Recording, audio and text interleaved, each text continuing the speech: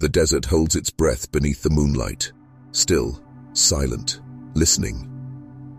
Before us stands not just a monument, but a riddle in stone, a colossal creature with the body of a crouching beast and the worn, ancient face of someone we do not remember.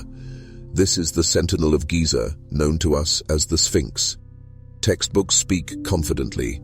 It was carved for Pharaoh Khafra during the Golden Age of the 4th Dynasty, around 2500 BCE, an eternal guardian to his pyramids. Workers with copper tools, sweat, and divine orders shaped it from the limestone bedrock.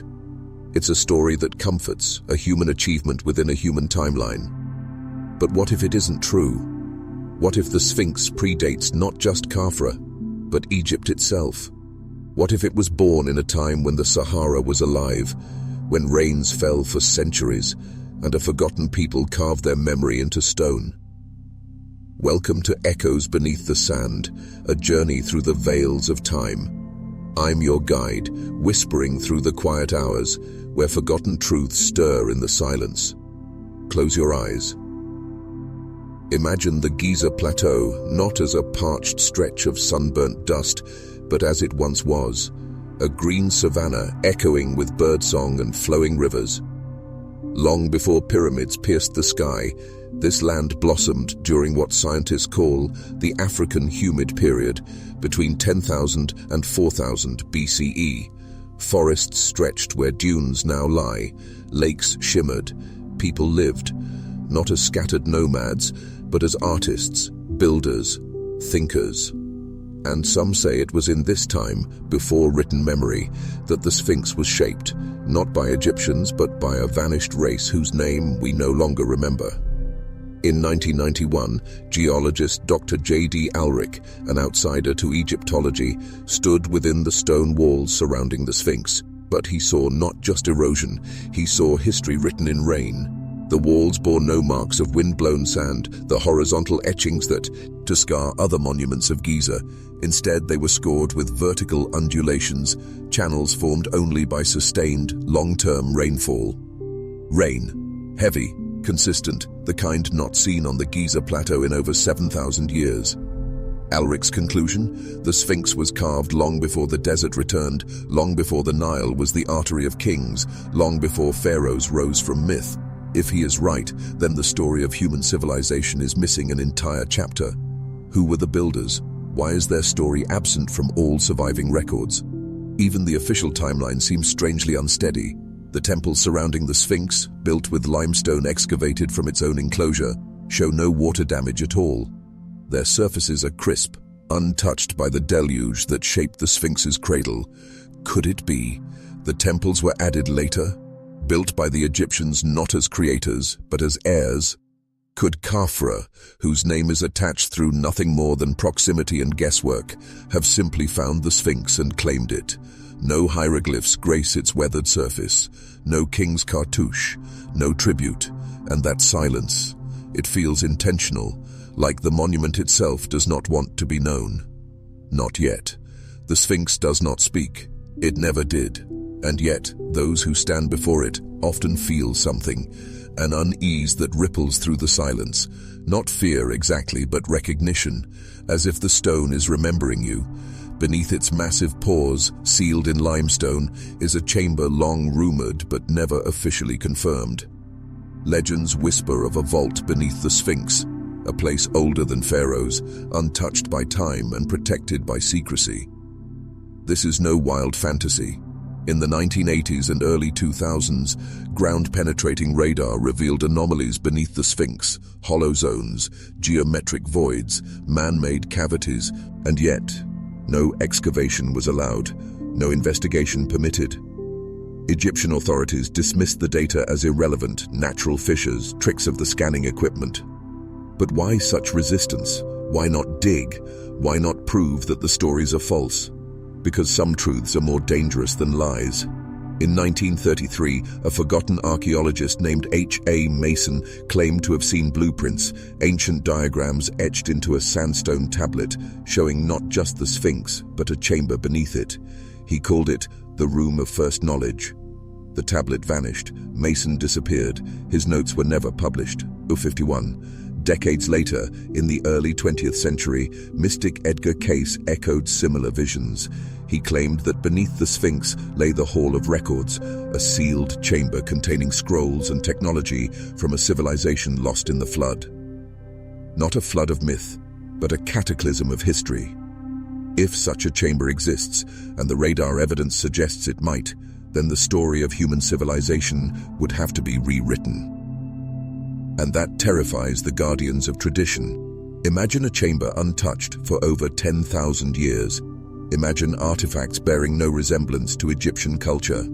Imagine texts written in symbols older than hieroglyphs, referencing constellations no longer in our sky, or cataclysms not found in any religious scroll.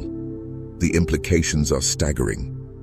What if humanity is not at the beginning of its story, but in its second act? What if an advanced culture once rose, mastered the stars, mapped the earth, encoded its knowledge in stone, and then vanished? The Sphinx would not be a monument. It would be a message, a marker, a beacon for those who would return or those who would remember. Its silence now becomes deafening, a monument without a builder, an artifact without a signature, a guardian without a name. Even more strange, despaired. Despite thousands of years of sand, storms, and human interference, the Sphinx remains. Worn, yes, but still watching, still waiting. Why does it align so perfectly with the rising sun on the spring equinox? Why was it designed to face directly east? Who would care about such precision 7,000 or 10,000 years ago? Unless they understood something about cycles of time, about precession, about endings and returns. Many ancient sites share this trait, precise alignment with the sky, as if their builders were leaving behind timestamps, cosmological fingerprints. The Sphinx is no different. But if this ancient guardian was meant to outlast time, why is its story forbidden? Why are researchers silenced, access denied, and anomalies ignored? Because truth, once buried, is hard to unearth. And this truth may not serve kings or textbooks. It may serve memory itself. It rises from the earth like a commandment, not written in words, but in stone.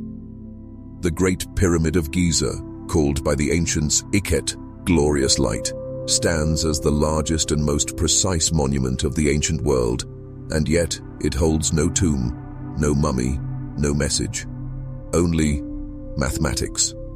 We are told it was built for Pharaoh Khufu around 2580 BCE, that over 2 million limestone blocks, some weighing over 15 tons, were shaped, transported and stacked using copper chisels, wooden sleds and brute force. But the deeper you look, the stranger it becomes. The pyramid's base is nearly a perfect square, each side measuring approximately 230.4 meters. Its original height, 146.6 meters. Take the perimeter of the base and divide it by its height. You get 2p, the mathematical constant representing the circle. Why would an ancient tomb encode the mathematics of a circle in a square-based structure? Unless it wasn't a tomb, unless it wasn't Egyptian, it rises from the earth like a commandment, not written in words, but in stone. The Great Pyramid of Giza, called by the ancients Iket, glorious light, stands as the largest and most precise monument of the ancient world, and yet it holds no tomb, no mummy, no message, only mathematics. We are told it was built for Pharaoh Khufu around 2580 BCE, that over 2 million limestone blocks, some weighing over 15 tons, were shaped, transported and stacked using copper chisels, wooden sleds and brute force. But the deeper you look, the stranger it becomes. The pyramid's base is nearly a perfect square, each side measuring approximately 230.4 meters. Its original height, 146.6 meters. Take the perimeter of the base and divide it by its height. You get 2p, the mathematical constant representing the circle. Why would an ancient tomb encode the mathematics of a circle in a square-based structure? Unless it wasn't a tomb, unless it wasn't Egyptian. They tell us it was a tomb, a final resting place for a god-king. But there is no body, no sarcophagus carvings, no funerary texts, only silence, and a structure that behaves like a machine. The Great Pyramid is not just massive, it is engineered. Its internal chambers, corridors, and mysterious shafts don't follow the design of a burial monument. They mirror function, not ritual. The so-called Queen's Chamber, located centrally in the pyramid, has no clear purpose. Yet its walls are made of limestone, capable of retaining moisture. Above it, 5 relieving chambers were stacked, supposedly to prevent collapse. But the stone beams above them, some weighing 60 tons, were transported from Aswan, over 500 miles away. Why such effort for an empty room? Even stranger is the Grand Gallery, a sloped tunnel of immaculate precision, 28 feet high and lined with smooth granite. It leads not to treasure, but to the King's Chamber, a box-like granite room with acoustics so precise that modern physicists have called it resonant. The granite itself comes from Aswan as well. Granite rich in quartz, and quartz vibrates. When exposed to pressure or sound, quartz creates electricity, a phenomenon known as the piezoelectric effect. Was this structure designed to harness sound, vibration, or even energy? The shafts leading out of the King's Chamber point to the stars, but they are too narrow for humans. Were they air vents or conduits of something else? Some researchers believe the pyramid was part of a global energy network, a harmonic generator built not to bury a king, but to resonate with the earth itself. Sound experiments in the King's Chamber have shown something astonishing. When certain frequencies are played, the room vibrates intensely. The granite amplifies the sound. The entire chamber hums, and the sarcophagus? It acts like a tuning box. Is it coincidence? Or did the builders understand frequency, resonance, and the power of harmonics? Ancient texts from other cultures hint at this forgotten science. The Vedas speak of vibrational creation. The Bible begins with the word, sound as a force. Could the pyramid have been a sound machine, a device to channel Earth's natural vibrations? Or perhaps, even more, a power plant, one that used water, stone, vibration, and geometry to create energy. Some theories propose that water from the nearby Nile may have flowed beneath the pyramid into natural aquifers.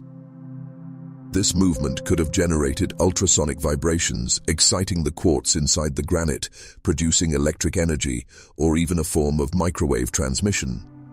It sounds impossible until you realize that we still don't know how the pyramid was built, or why, or by whom. In 1993, a robotic probe discovered a small sealed door deep within one of the pyramid's shafts.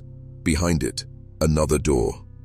Behind that, unknown. Access has been delayed, blocked, or dismissed ever since, and yet, the pyramid remains. Silent, still humming. A machine now asleep, or perhaps waiting to be awakened. It stands on the edge of time, not just older than we think, but possibly from before memory itself.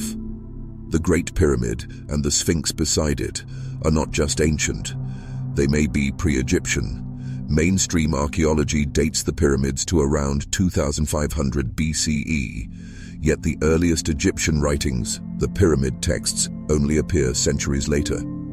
No records describe how these wonders were built, no hieroglyphs on the Great Pyramid itself, no blueprints, no inscriptions. The greatest monuments of Egypt, built in total silence. In 1991, geologist Dr. Robert Schoch made a controversial discovery. He studied the Sphinx, its deeply eroded body, the strange wave-like patterns on its limestone sides. This was not wind erosion, it was water, heavy, prolonged rainfall. But Egypt has been a desert for over 5,000 years. To carve and erode the Sphinx like this, it must have stood under rain thousands of years earlier. Schoch dated the erosion to as early as 7000 BCE. Other researchers go further, suggesting 10,000 BCE, a time when no civilization, according to history, should have existed. And yet, the evidence is there, in stone. So, if the Sphinx is that old, could the pyramids be as well? Mainstream historians resist this idea. It breaks the timeline. It shatters the story. But across the globe, other megaliths tell the same tale. Göbekli Tepe in Turkey, over 11,000 years old with pillars taller than men, carved with animals and symbols. Nabta Playa in Egypt's desert, a stone circle aligned to the stars, predating Stonehenge by millennia. Puma Punku in Bolivia, massive stone blocks shaped with unknown tools, aligned with cosmic precision. These sites are not isolated. They echo one another. Were they all built by different people? Or were they the Pharaohs, giants of one forgotten culture, a people who knew the stars, knew vibration, knew stone, but who vanished almost without a trace? Ancient Egyptian priests told the Greek historian Herodotus that before their civilization there were ages of kings, some human, some divine. They spoke of a Zep Tepi, the first time when the gods walked the earth and knowledge flowed like the Nile. Myth or memory. Plato, in his dialogues, wrote of Atlantis, an advanced civilization destroyed by floods and fire nearly 9,000 years before his time. He said its knowledge was preserved in Egypt. Could the pyramids and the Sphinx be the legacy of that age? Not built by the Egyptians, but inherited by them. Much like we today walk among ruins we did not build, perhaps the ancient Egyptians honored structures whose purpose they no longer understood. Structures left behind by a people whose knowledge of energy, astronomy, and geometry dwarfed even our own. Structures built to last, not for glory, but for survival. And if they survived a cataclysm, what did they fear would come next? It happened in a single night. A fire from the sky, floods that swallowed cities, ice that melted in days, and then silence. The memory lingers in myth, but the earth still carries the scars. Around 12,800 years ago, something shook the world.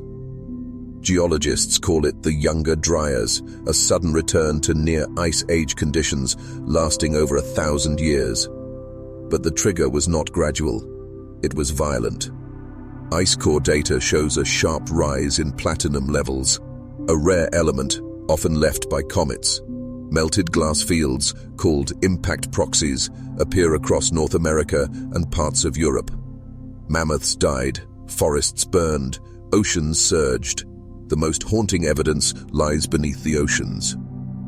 Underwater ruins off the coast of Yonaguni, Japan, structures submerged off India's Gulf of Cambay, and in theirs, the Caribbean, divers have found what may be man-made stones, cut and stacked beneath 120 feet of water.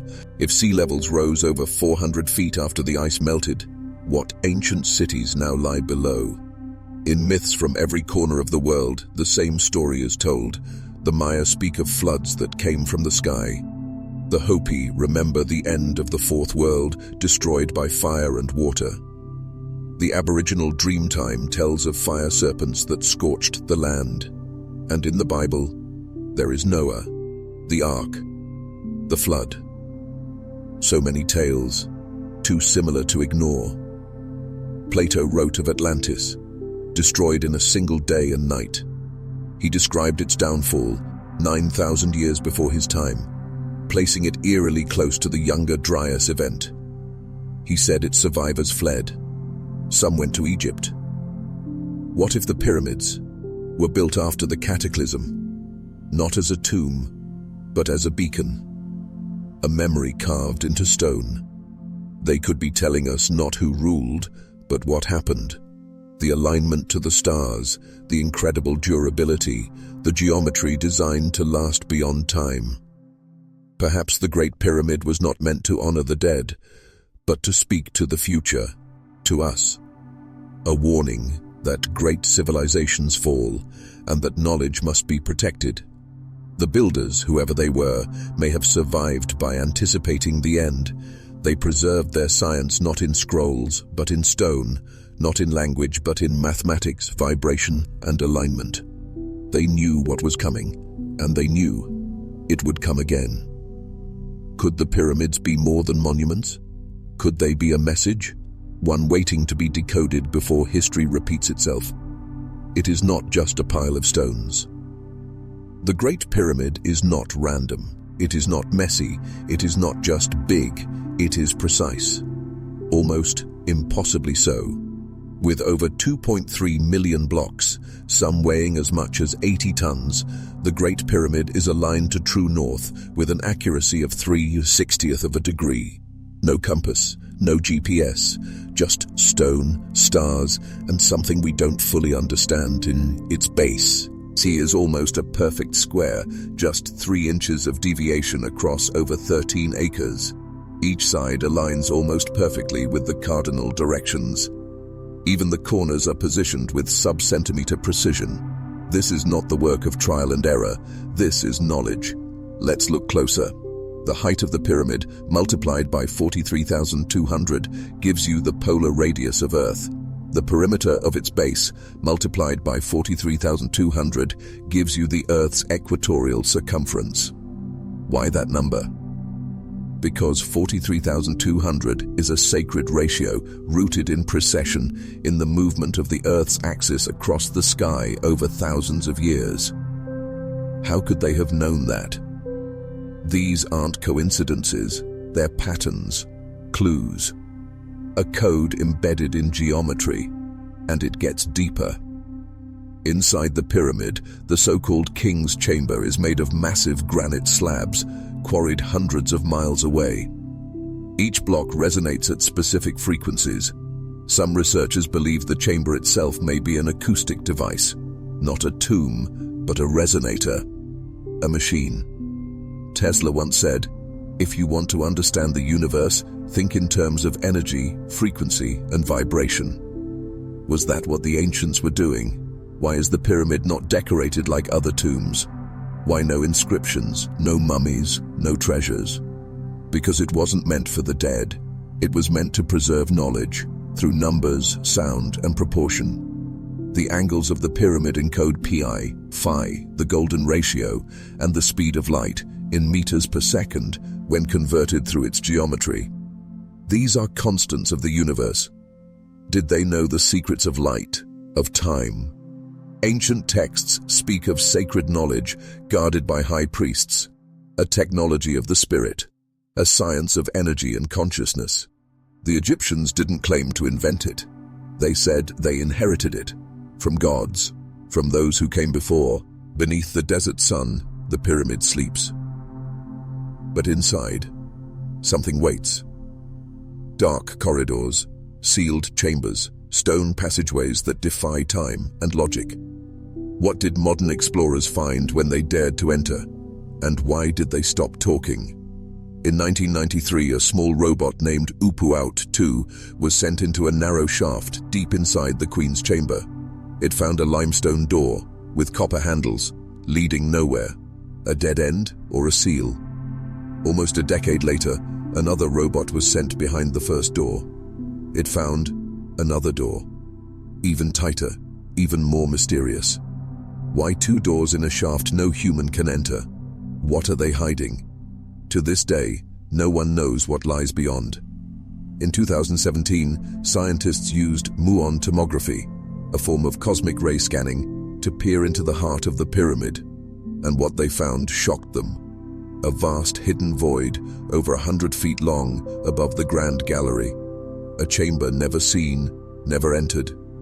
No one knows its purpose. No one is allowed inside. Why? Why build a room, then seal it forever? And why won't Egyptian authorities let independent researchers investigate? Some believe the void is part of a resonance system, a machine once used for sound or energy. Others say it's a library or even a vault, guarding something humanity isn't ready for. Whispers from insiders speak of strange effects inside the pyramid, electronic devices failing, compass needles spinning, audible hums that vibrate the body but not the ears. Some military teams have entered the chambers and sealed them again, in silence. There are rumors of classified studies, that certain governments have already extracted data from the pyramid and are using it. Whether true or not, the secrecy is real. Why the fear? What could be so dangerous inside an ancient structure of stone? Unless it holds a truth that changes everything, that we are not the first, that story as we know it is a lie, that a civilization with knowledge of vibration, energy, and even space-time once walked the earth and left behind a blueprint to be found when we were ready. But what if that readiness is already here? What happens when the wrong hands unlock the secrets, or when the right hands are silenced? They were there. Ancient scrolls, mysterious artifacts, inscribed stones and star maps. And then they were gone, vanished, locked away, or labeled hoax before anyone could ask a second question.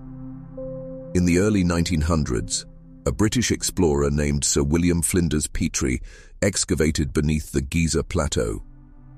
He was no conspiracy theorist. He was Egypt's leading archaeologist. But what he uncovered in a hidden chamber would never reach the textbooks. He reportedly found tools made not of bronze or copper, but hardened iron. Cylinders, drill cores, and discs, suggesting high-speed boring technology. Impossible, they said. And then the artifacts disappeared. Whispers claim they were taken by a private museum in Jerusalem, where a select few researchers viewed them under strict secrecy.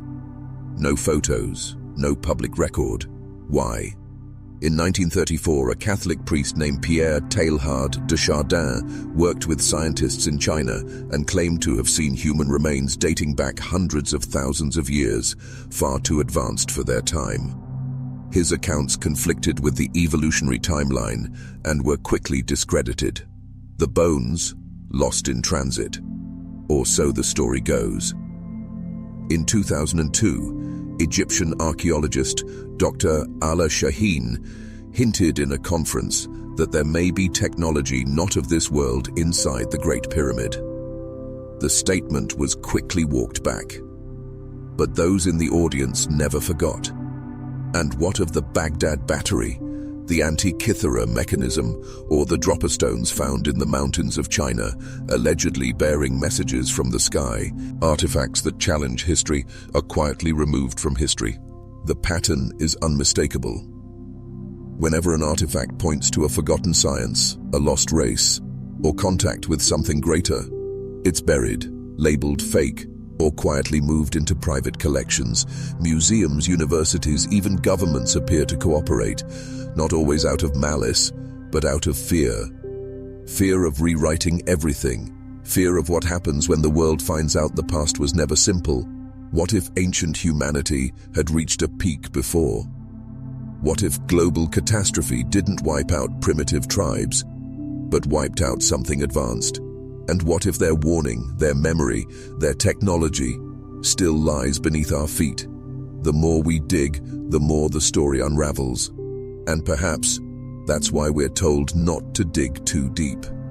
It watches in silence. Half lion, half human. Its face eroded, its body scarred by sand and wind. But the Great Sphinx of Giza is not just a monument, it is a guardian. Older than the Pharaohs, older than the pyramids. Some say, older than history itself. But what is it guarding? Mainstream Egyptology claims the Sphinx was built around 2500 BCE by Pharaoh Khafra. But the evidence tells a different story. Geologist Dr. Robert Schoch studied the deep vertical weathering along the Sphinx's enclosure walls, erosion caused not by wind, but by heavy, sustained rainfall. Rain Egypt hasn't seen for over 7,000 years, which would date the Sphinx to at least 10,000 BCE, a time before civilization was supposed to exist. And yet, it's there, massive, perfectly aligned with the stars, especially the constellation Leo, as it would have risen on the horizon over 12,000 years ago. A lion facing Leo. Coincidence? Ancient texts and esoteric traditions, from the Hermeticists to the ancient Egyptians themselves, speak of a hall of records, a hidden chamber beneath the Sphinx. A library, not of scrolls, but of knowledge encoded, in light, geometry, and frequency. records of a time before the flood, before the fall. In the 1990s, seismic studies by Thomas DeBecke and John Anthony West revealed an anomalous cavity beneath the Sphinx's front paws. Rectangular, hollow, deliberate, but no excavation was allowed. Egyptian authorities denied the request. Why? What are they protecting, or what are they afraid we might find? The Hall of Records is said to contain maps of the stars, records of the lost continent of Atlantis, and the true origins of humanity. Not myths, but memories, frozen in stone, waiting for the right vibration to unlock. What if that knowledge was buried intentionally, not lost, but hidden, until a future civilization evolved enough to rediscover it? That civilization might be ours, but there are those who would keep it sealed, not to protect us from the truth, but to protect their power from the truth. Because if we knew who built the Sphinx, we might remember who we really are. The trail stretches far beyond the pyramids, across oceans, across time, into the deep earth and the deep mind. In Turkey, at Göbekli Tepe, 12,000-year-old pillars stand in circles, carved with animals, stars and symbols older than writing. In Peru, Sacsayhuaman guards the high Andes with stones so massive and precisely cut, not even a razor fits between them. In India, ancient temples speak of flying machines, vimanas, and cities destroyed not by fire, but radiation. How can the same story echo across every culture? Because it's not a story, it's a memory, a global memory, of a time before, when humanity, or something like us, rose high, too high, and then something fell. A catastrophe, the flood, the sky fire, the long night. Call it what you will, our ancestors all remember it. But what they don't say is what came after. Because not all was lost. The survivors, whoever they were, hid what they could. They carved it in stone, encoded it in myth, buried it in the earth, and in us. Waiting. Now, the sands shift, satellites scan, and seekers awaken. The ancient doors begin to hum, not metaphorically but literally. And deep beneath Giza, something listens. Not everything ancient is dead. Not every secret stays buried. The past may not be gone. It may just be asleep. And as we open our eyes, so might they. So ask yourself, were the pyramids tombs or time capsules? Were they monuments to kings or to knowledge? And if we are the children of a forgotten world, then the ruins are not ruins at all. They are breadcrumbs home. The question was never who built them. The question is, why were we made to forget? Wait for next part. Thanks for watching.